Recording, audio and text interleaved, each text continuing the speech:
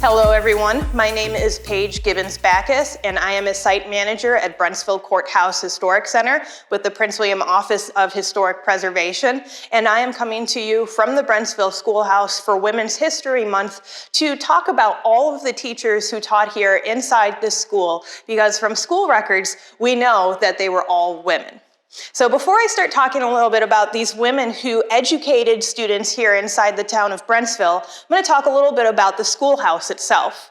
So here at the Brentsville Schoolhouse, this building that we're standing in was constructed in 1928, and it was opened in 1929 as a brand new school to replace the public school that had been taking place in the old 1822 courthouse since 1912. Here inside this building, these women taught children grades 1 through 5, all by themselves. So being a teacher today is considered a very challenging job with classes of close to 30 students. But just imagine what it was like for these women in a rural town to try and educate these children. And so not only were they the teachers, they were the janitors, they were the nurses, they were the superintendents, they were the one-stop shop for everything that was related here to the Brentsville School. And many of these women who taught here in Brentsville, some of them were unmarried, some of them were young, some of them, this was their very first teaching job after they had graduated from school. And so one of the teachers who we know who taught here, her name was Miss Lucy May Motley. She taught here for a year, and she was paid on average about $60 a month. But for many of these women who taught here, including Miss Lucy May Motley, they had to find room and board here within the town of Brentsville, because traveling back in the 20s and 30s was a little bit more difficult than it is today. And so you had to live within a 2-mile radius of this school to be able to go to this school. And so Lucy May, as well as some of the other teachers, Mary Chaplin, Elizabeth Bradley, all lived here within town and walked to school in order to teach all of these students. Now, this room and board that some of these teachers paid for took about a quarter of their salary every month. So many of these teachers varied from $60 to $80 a month, and about $20 to $25 of that went to room and board. One of the teachers who taught here in this building, Miss Mary Sensasi, she rented a room from Mr. and Mrs. Seymour, who lived about a mile outside of town. And she boarded a room within the house along with 2 other pupils. So the 3 of them would actually walk a mile to school every day together, and they would walk home. And she would actually travel home to Manassas every weekend to spend time with her family. Because again, Manassas was too far of a drive from Brentsville on a regular daily basis.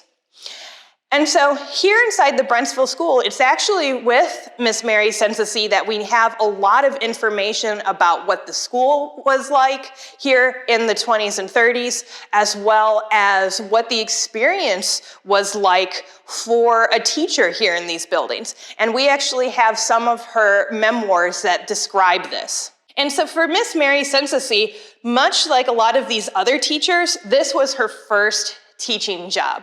And so when she came to teach here in the Brentsville School, it was almost a shock to her, because it was not what she had exactly learned when she was going to school for her teaching degree. And so she actually says in her memoirs that student teaching had not been in a one-room school, and I was poorly prepared for such an assignment. It was very hard not to have someone to turn to for advice, and so I had to rely on my memories of going to a one-room school to help me. She also says, I did not know that I did not have to stay out on the grounds during recess to help watch the children. She always thought that in her experience, the teachers used recess time to stay inside for some one-on-one with students or to help plan her lessons. However, she very quickly found that she had to stay out with the children during recess to settle fights. So if you have 23 kids all together in one day, it's going to create some excitement on the playground. In her very first year of teaching, she was also very ambitious. And so she actually tried to put on a Christmas pageant with the students at the nearby Union Church. And she has caroling, she has a play, and she actually writes in her memoirs that the actors in the play got a little rowdy, but we muddled through. So in her memoirs, she also actually describes what this schoolhouse looked like, which is one of the reasons why we have interpreted this schoolhouse to the 1940s when Miss Mary Sensasi taught here. And so she writes that the school had a coal and wood stove in the middle of the room. There was a desk for each child with larger ones for the big children. There was an old piano which served no purpose except to hold the 2 coal oil lamps for night meetings. We had a little wind-up record player and a few records. I went from one group to the other with each of the different grades, and I had 10 first graders, and they were my favorites because I could clearly see that they could read or write. So in addition to these teachers that I had mentioned, from Mary Sensasi to Lucy May Motley, we know that there were 8 teachers, including Dorothy Woodhouse, Mary Buckley, Alma Thompson, as well as Helen Hammond. And when this school closed in 1944, many of these teachers had gone on to other schools, as did the children here at Brentsville. Because by 1944, you have increased transportation, but you also have the effects of the Great Depression and World War II. And so schools here in Prince William County were consolidating.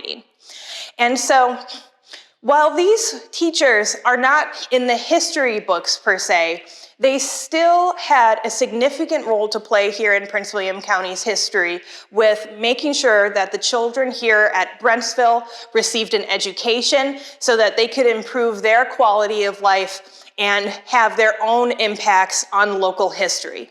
And so if you're interested in learning more about Prince William County history, if you're interested in learning more about Brentsville Courthouse or these teachers, come by for a visit, or you can visit us on our website at www.pwcva.gov/history, or you can follow us on social media.